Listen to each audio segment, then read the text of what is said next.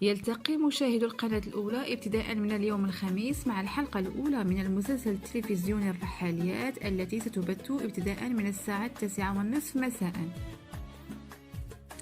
الرحاليات مسلسل تلفزيوني يندرج في خانة الأعمال الدرامية التراثية، ويبلغ عدد حلقاته 24 حلقة، من إخراج جميلة بن عيسى البرجي وتأليف مشترك بينها وبين الإعلامي والسيناريست أحمد بوعروة. أما الإنتاج فهو للشركة الوطنية للإذاعة والتلفزة، فيما نفذت الإنتاج شركة كود نيو كوم للإنتاج السمعي البصري. الرحاليات حكاية خيطانة والرحال وحكاية أخرى.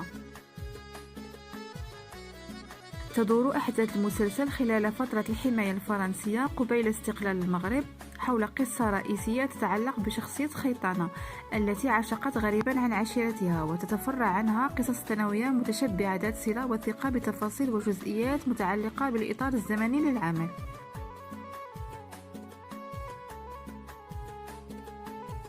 كما تصور الأحداث بعض جوانب حياة وعادات الرحال ومسارات بحثهم عن الماء والكلاء قرب الأنهار وفق ما أوضحه أحمد بوعروة. كما أوضح أيضا أن العناية بالجانب التراثي شملت أيضا جانب الديكور والملابس، إذ ذكر أن المخرج جميلة بن عيسى البرجي اشتغلت رفقة فريق ملابس وديكور محترف قام بالبحث في الأزياء والحلي المغربية الأصيلة التي يتجاوز عمرها 80 سنة، إضافة إلى أن تصوير أغلب مشاهد العمل تم داخل رياضين مغربيين تقليديين، حيث عاش القياد والأعيان في حقبة تاريخية معينة وداخل الخيام حيث استقر الرحال.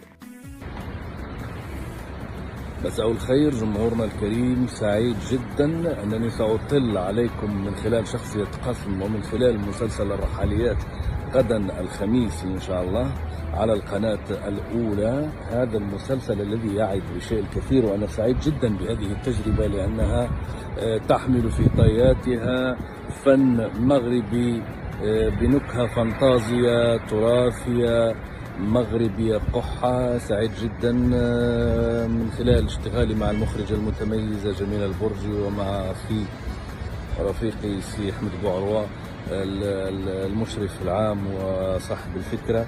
سعيد جدا بهذه التجربة وأتمنى أن تلقى لديكم الرضا والقبول، وأن أكون دائما عند حسن تطلعاتكم وتوقعاتكم جمهورنا الكريم.